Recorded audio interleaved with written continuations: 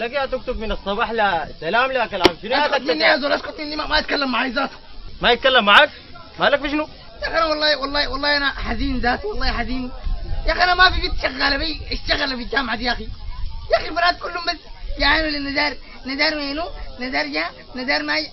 وانا لا، انا مالي يا اخي، مالي ها.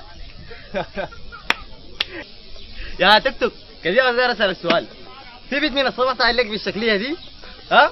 وبعدين نزار زول شاعر، زول لبيس، زول مرهف، يعني الشعراء ده عندهم احساس يا استاذ مرهف مع البنات.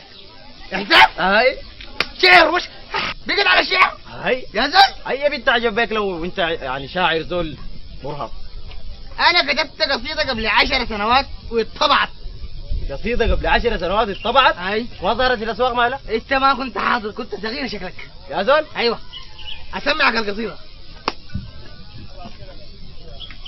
يا مارقو ماشي السوق، يا مارقو ماشي السوق، ماشي السوق وعيونك ماشيه معاك، وسنونك ماشيه معاك، حواجبينك ماشيه معاك، ودروسك ماشيه معاك، ودموعك ماشيه معاك. الحته دي فيها حزن. يا علي يا علي اجيب يا اخي.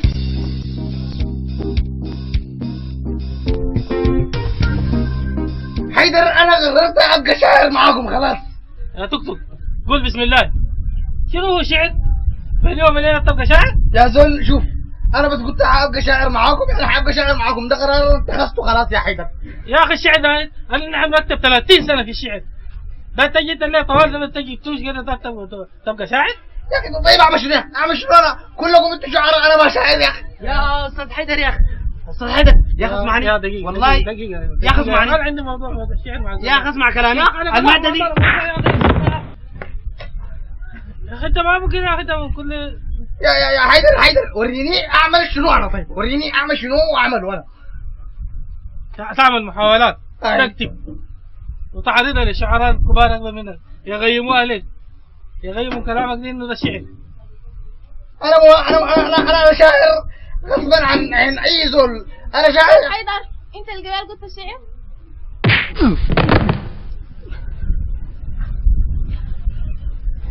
يا ماركو ماشي السوق، وسنونك ماشية معاك، وعيونك ماشية معاك،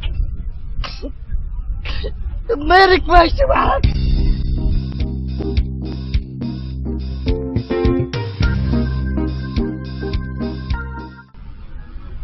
يا بنت يا شينة جيبي كلب، يا بنت يا سبحة هاكي كلب، يا بنت يا حلوة جيبي كلب، يا بنت يا حلوة هاكي كلب. مالك يا تكتك جنيت ولا شنو؟ مالك يا باهر يا اخي، فصلتني يا اخي. يا اخي شنو فصلتك؟ يا اخي المنتدى ده بعد جبالك تاخذ لي شجره بجاي؟ المنتدى؟ اي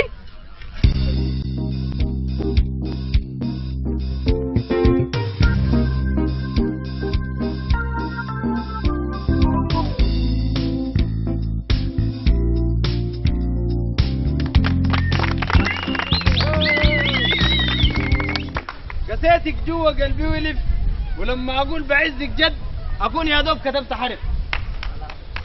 الليله نحن في منتدى شفوت الجامعه، معانا الشاعر الكبير، شاعر المنتدى كله، الشاعر نزار ابو النيزيا.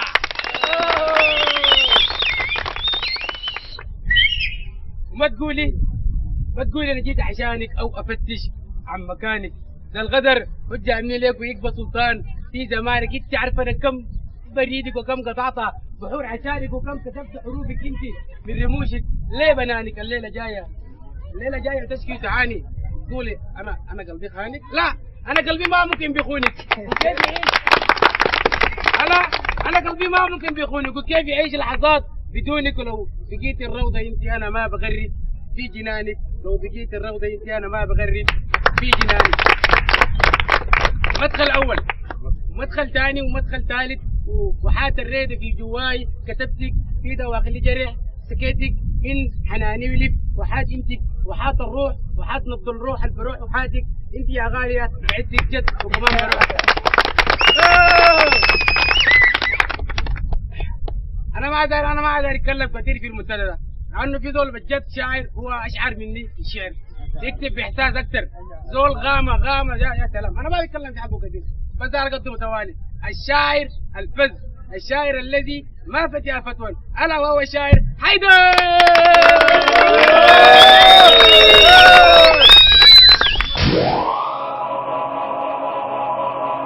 الشاعر توك توك حماده توك توك توك توك فتح الله. اول حاجه انا حبيت انه اطلع من الكلاسيكيه الشعريه العاديه دي. بعد ذاك يعني انا اعتمد على الطريقه الالغائيه اكثر من كل شيء، فعندي طريقه مختلفه عشان اعجبكم بها ان شاء الله. فقلت مدخل اول يا بنت يا سمحه جيبي كلب، يا بنت يا شينا جيبي كلب،